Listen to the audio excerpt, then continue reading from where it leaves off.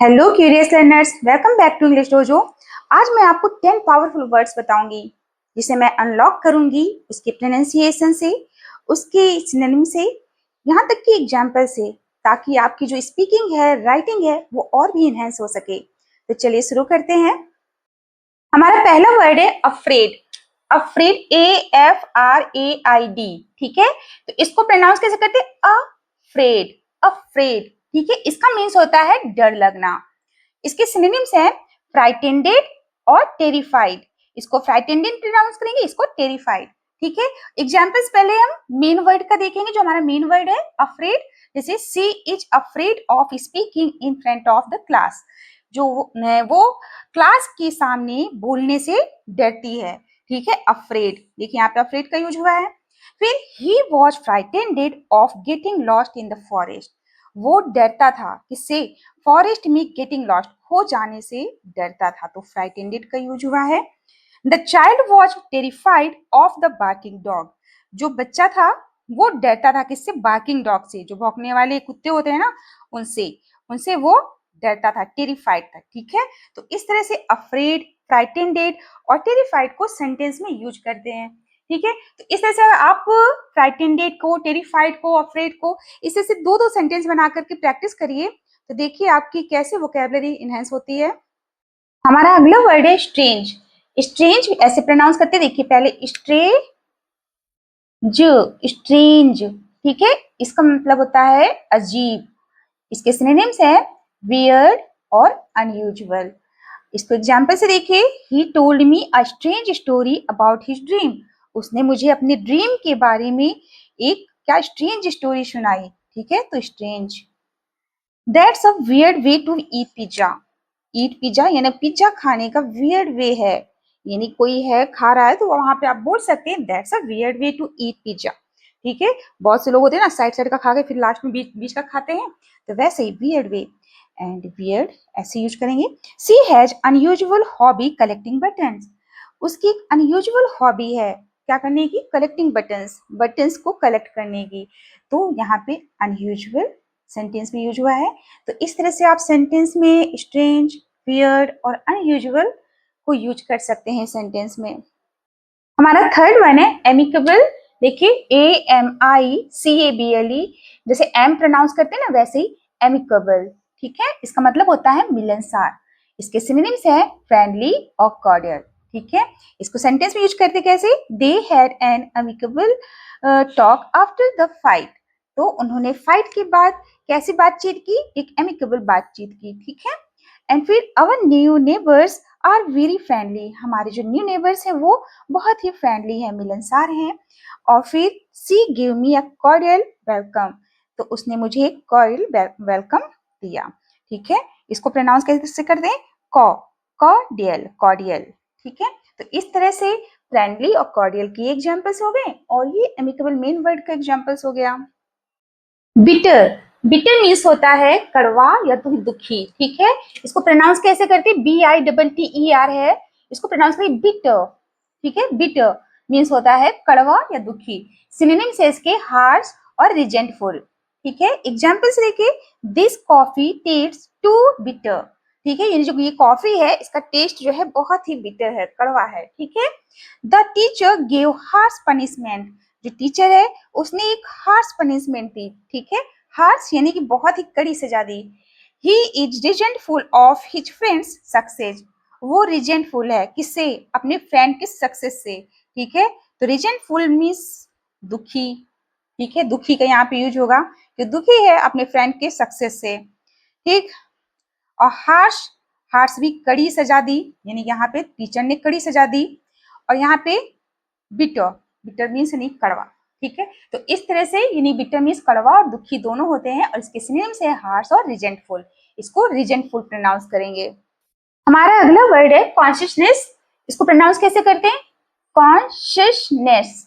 Consciousness means होता है होश या फिर जागरूकता। ठीक है, इसके सिनोनिम्स हैं अलर्टनेस और माइंडफुलनेस। इसको एग्जांपल में कैसे यूज करेंगे? She lost consciousness for a few minutes. वो यानी कि कुछ देर के लिए क्या, कुछ मिनट के लिए कॉन्शियसनेस खो बैठी। ठीक है, driving requires full alertness. Driving करने में किसकी रिक्वायर होती है? फुल अलर्टनेस की, तो ये हमारा अलर्टनेस है। And mindfulness helps to improve focus. Mindfulness से क्या होता है, इम्प्रूव होता है फोकस हमारा, ठीक है, फोकस इम्प्रूव करता है, फोकस को इम्प्रूव करने में हेल्प करता है कौन, माइंडफुलनेस। तो इस तरह से हमारे सिनोनिम्स इसके क्या है कॉन्शियसनेस के, अलर्टनेस और माइंडफुलनेस। मेटिकुलस, मेटिकुलस मीन्स होता है बहुत ध्यान से काम करने वाला। देखिए इसको कैसे प्रोनाउंस करते हैं, मेटिकुलस। मेटिकुलस मीन्स बहुत ध्यान से काम करने वाला। इसके सिनोनिम्स है केयरफुल एंड प्रिसाइज। इसके एग्जांपल्स देखिए, she is meticulous about her handwriting. वो अपनी हैंड राइटिंग को यानी कि को लेकर के काफी क्या रहती है, मेटिकुलस रहती है, ठीक है। Be careful while cutting vegetables, यानी कि वेजिटेबल्स को काटते समय क्या होना चाहिए, बी केयरफुल, तो केयरफुल होना चाहिए, ठीक है, उसमें केयरफुल रहो। And he gave a precise answer to the question, उसने क्वेश्चन का एक प्रिसाइज आंसर दिया, ठीक है, तो इसलिए प्रिसाइज। तो इस तरह से मेटिकुलस और केयरफुल और प्रिसाइज को यूज करते हैं सेंटेंस में। हमारा अगला वर्ड है हैप्पी, HAPPY। हैप्पी मीन्स होता है खुश। इसके सिनोनिम्स है जॉयफुल एंड कंटेंट। एग्जांपल से देखिए, he was happy with his birthday gift, वो खुश था अपने बर्थडे गिफ्ट से, तो happy. And we had a joyful celebration on Diwali, हमने दिवाली पर एक जॉयफुल सेलिब्रेशन किया था, मनाया था, ठीक है। And I am content with what I have, मैं खुश हूँ या संतुष्ट हूँ, किससे, जो कुछ मेरे पास है, ठीक है, तो जो कुछ मेरे पास है मैं उससे खुश हूँ। तो ये इसके एग्जाम्पल्स हो गए, ये इसके सिनोनिम्स हैं। हमारा अगला वर्ड है डिसोरिएंटेड। डिसोरिएंटेड मीन्स होता है घबरा जाना और भ्रमित होना, ठीक है। तो जैसे देखिए डिसोरिएंटेड को कैसे प्रोनाउंस करेंगे, डिसओरिएंटेड, ठीक है, डिसओरिएंटेड। इसके सिनोनिम्स है कंफ्यूज्ड एंड डेज्ड। एग्जाम्पल्स देखिए, she was disoriented in the crowded market, वो क्राउडेड मार्केट में यानी कि क्राउडेड मार्केट में क्या हो गई, डिसओरिएंटेड हो गई, ये घबरा गई। फिर उसके बाद क्या हुआ, जैसे बहुत ज्यादा भीड़ रहती है तो लोग कंफ्यूजन में नहीं जाते कि इस गली से जाए कि उस गली से जाए, तो ऐसा, ठीक है, तो डिसओरिएंटेड हो गई। फिर उसके बाद he looked confused during the test, वो कैसे दिखा, वो टेस्ट के टाइम पे कंफ्यूज्ड दिखा। After the accident he sat there dazed, accident के बाद वो वहीं बैठा रहा, ठीक है, कैसे होकर के, बिल्कुल जैसे स्तब्ध नहीं, वो घबरा करके वहीं पे ही बैठा रहा, ठीक। तो यहाँ पे डेज्ड और कंफ्यूज्ड और डिसओरिएंटेड तीनों एग्जाम्पल्स हैं। इम्पॉर्टेंट, इसको प्रोनाउंस कैसे करते हैं, इम्पॉर्टेंट, ठीक है, इसका मीन्स होता है जरूरी। इसके सिनोनिम्स है सिग्निफिकेंट एंड क्रूशियल।